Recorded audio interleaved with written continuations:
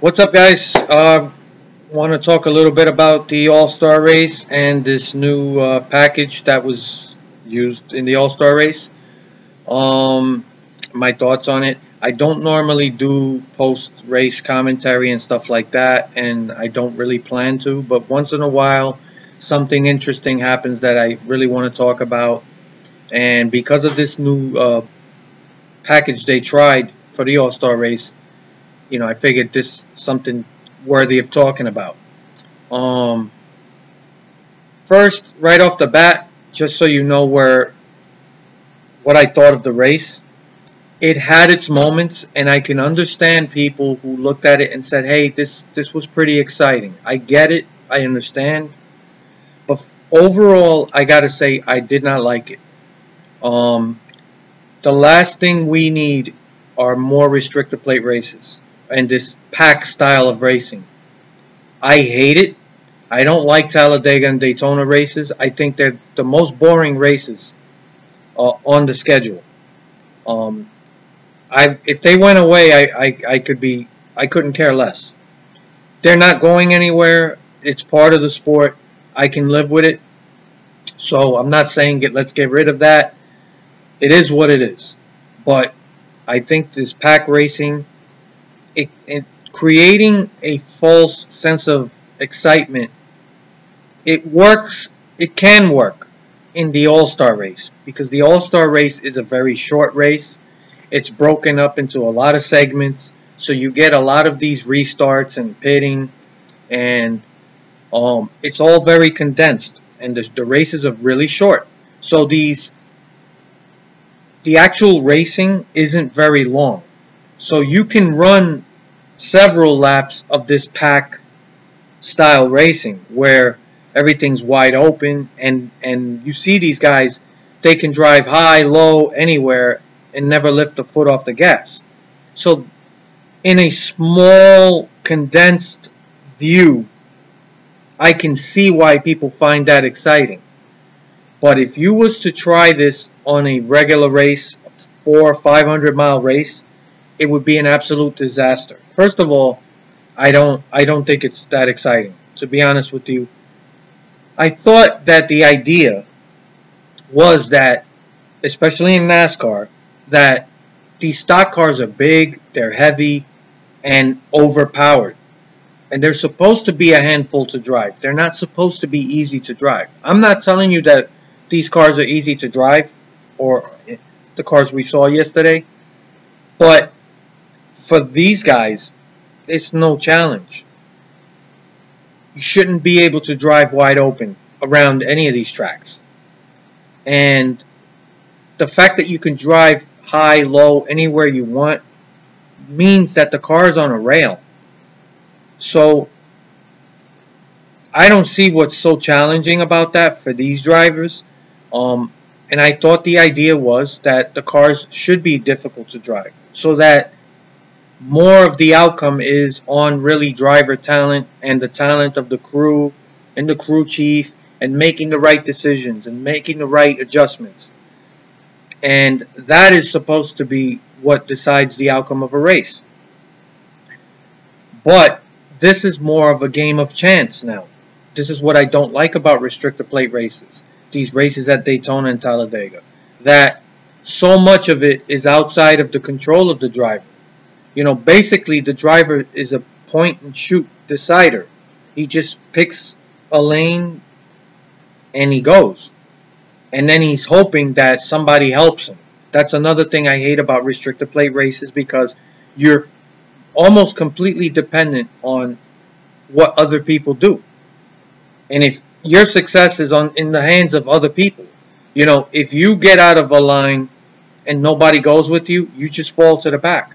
So I don't think racing should be like that. I think the racing should be each individual car should be in control of its own destiny. That's another thing I don't like about restrictor plate races. So yeah, I can see where parts of it were exciting, and in an all-star race, I can accept it. I can live with it. It's not a big deal. But it would be a disaster. Everywhere else, in a imagine 400 or 500 miles of that. These guys are inches apart. You already saw a bunch of huge wrecks yesterday. And not all of them were just these wrecks with other cars. Sometimes just driving side by side, wide open, and you see that in places like Charlotte, you have these two dog legs in the front stretch, and that wall makes an abrupt corner. So it'll be like that. Like you'll be coming out of the turn, and then it'll just go straight, and then it'll go into the next one. And if you're side by side with someone, there's not a lot of room. And you could smack right into that wall. And it happened yesterday. It happened to Allmendinger. It happened to a couple of guys. Logano ran out of room. He was kind of shoved up to the top by Larson. But this is what's going to happen. And I'm going to tell you something else. The other thing I hate about this is it's really dangerous. Now, NASCAR supposedly is concerned about safety. The way that this race was run and the way it turned out, it to me exposes how dangerous this style of racing is. One, the fact that you can't let off the gas at all, because if you even let off just a little bit, you will drop like a rock. So these drivers are committed. They're not going to let go of that accelerator. So the only choice they have is where they turn that steering wheel. You know, the gas and brake pedal are no longer really in play. So that's less decisions for the driver to make. That's, you know, I don't get it. You know, we want these cars to be harder to drive, not easier. And the fact that you're inches apart in these packs and you cannot let go of that accelerator means that you're going to be constantly forcing your car to where it's not a good idea to be. So a guy sees an opening and he knows the car may not make it through there. He's just going to hope that it works out. And you've heard several drivers make that comment after the race yesterday. And you didn't really see anyone upset or really downplaying it because it's just for the All-Star race. So they're like, you know what, it's not a points race. It's an all-or-nothing deal. You know, you race and whatever. We're going to wreck some cars and go home. But could you imagine this every week at every track in points races? It would be an absolute disaster. And I've already seen people online. I've seen one guy in particular. I've never seen him before. Another YouTuber. Never heard of him. But he's like, this is going to save NASCAR. We need to do this everywhere. But the only caveat is these cars last night weren't going fast enough. We need to make them faster. So more of last night, but even faster. So, one, you're going to kill somebody. Somebody's going to fucking die at one of these races. And two, you really are okay with this manipulated form of racing? Because you really put these drivers in a box. They don't have much choice. They don't have to let off the gas. They can't really because they'll fall back. The cars are easier to drive. And you're kind of stuck in packs. And for me, and I made a video about restrictor plate racing and why I hate it already. But the last thing NASCAR needs is more of this. This would be an absolute disaster. For all of the reasons stated, I didn't like it. I don't mind that they tried it. And that's one thing I do give NASCAR credit for. They've always been willing to try new things, to make changes, to try to find better racing and safer racing. This was a step in the wrong direction. This is a step backwards. Okay? I don't want to watch cars that are wide open the entire way around. That's not what NASCAR has been. That's not what it should be. And I know that, you know, Kevin Harvick and Kyle Busch, they're stinking up this season. They're just dominating everything. It's really about those two guys, and everyone else is just second fiddle. And I think it's stinking up the season. Now, that's just my personal opinion. I don't like either driver. I've made that known. but they're great drivers. I've never said they weren't. This is not about their ability. They're great drivers, but they clearly have an edge. And you give any of these drivers that edge, and they have the best cars every week, it's going to stink up the show. So the rest of the garage, all these other owners need to step up. They need to figure out how to improve their performance. But that being said, I will, if you're a Harvick fan or a Kyle Busch fan, you'll be happy. Last night, Harvick fans were probably ecstatic. But again, that's just another thing I didn't really find. I mean, Suarez gave it a good run, so there was some excitement there. Allmendinger, who doesn't run well most of the time, really did have a fast car and ran well, and did look like he could be a legitimate contender, and that was exciting. I like watching people that you don't expect contending. But you saw the problems I was talking about. The only way he was going to actually have a chance was to hold it wide open. And he was running that high line, and he says, I'm going to live by the high line and die by the high line, whatever happens. And what happens is when you run that close to the wall, lap after lap, you're going to make a mistake eventually and get into the wall. And there goes the race. And after that, he was no longer a factor in the race. So, there were moments of excitement, but a lot of it I just didn't like. I didn't like watching these cars pushing each other like they do at Daytona and Talladega, and just giving each other that boost and pushing on each other. It's just, I didn't like it. I didn't like it at all. And I really hope NASCAR looks at that and they see that, this is not where we need to be headed. This is actually a step back, not forward.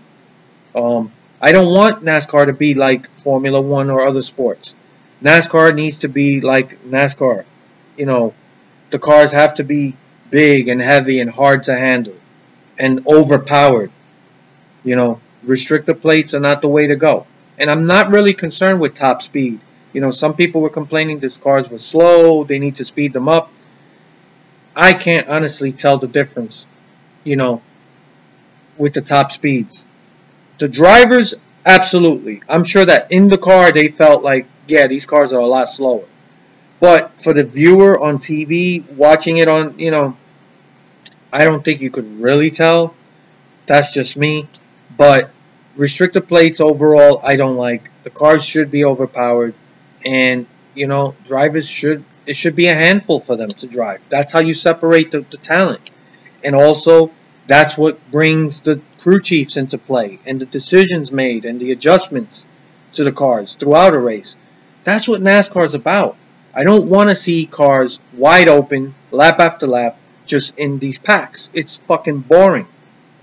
And the safety issue is also a huge concern. And you cannot pretend to be all about safety and at the same time advocate for this, because you saw some huge wrecks last night, and this was a very short race. Could you imagine in a 500-mile race? You'd end up with like 15 cars. And also, one last point to make. Another thing that NASCAR has supposedly been trying really hard to help out with, or help the owners with, is the expense of the sport. And to me, this is going to create huge expenses, because a wrecked race car is expensive. So half the field is going to be wrecking. And I mean total. These cars are destroyed. I don't see how that helps financially. So in a vacuum, last night, it had its moments. And I could see why there was some excitement there. But a lot of it was based off of a manipulated form of racing, which was, with this rules package, it just puts these guys in such a box where they don't have a choice. They have to run wide open all the time and take risks. So we're taking risks with their safety for what? And at the end of the day, it's almost like a domino of thing. You're going to cause these huge wrecks, and somebody may survive and get a good finish. It's like, I don't like that. That's what I hate about Daytona and Talladega, and I don't think this is good. I think this was a good experiment, and now you could look at it and learn from it. But I don't get it. I know there's a lot of people like, oh my God, that was so really exciting last night. I want to see this all the time at every track. No, absolutely not. That is the wrong thing to do. It's the wrong direction to go. And I'm telling you now, there's no fucking way I'm going to be able to sit through these races watching this lap after lap. And these cars are not going to survive. They're not. I mean, look at last night. It was a very short race, and it was broken up by a lot of those stages. There's no way you're going to be able to do this. At other tracks, no. Don't even go there. If you want to keep this as a thing for the All-Star race, I'm okay with that. I couldn't care less. But leave it there. And we already have, I believe, 4 plate races on the circuit between Daytona and Talladega. We don't need more. We need more of the overpowered, heavy cars, hard to handle racing. And if that means that a guy I don't like Harvick or Busch, is going to get a 5-6 second lead on the field, so be it. Everyone else has to work harder, and NASCAR has to work harder to make sure that all these teams follow all the rules and stuff like that. Because we have been seeing a lot of penalties lately, and it's a lot of the same penalties with that rear window and all this other shit that I took a lot of heat for because I badmouthed Kevin Harvick and all this other shit. So I'm not going to get into that. But the point is that we're seeing this a lot now. And the reason you keep seeing these same penalties is because people are pushing the envelope. And if you don't crack the whip on these people, they're not going to stop. And you may have to push back harder with harsher penalties. These guys don't care about these fines. So we got to do something, and get these cars as competitively close as possible. But what happened last night, I didn't like. Didn't feel right. So those are my thoughts on the race last night, on the rules package. What do you guys think? I look forward to your comments.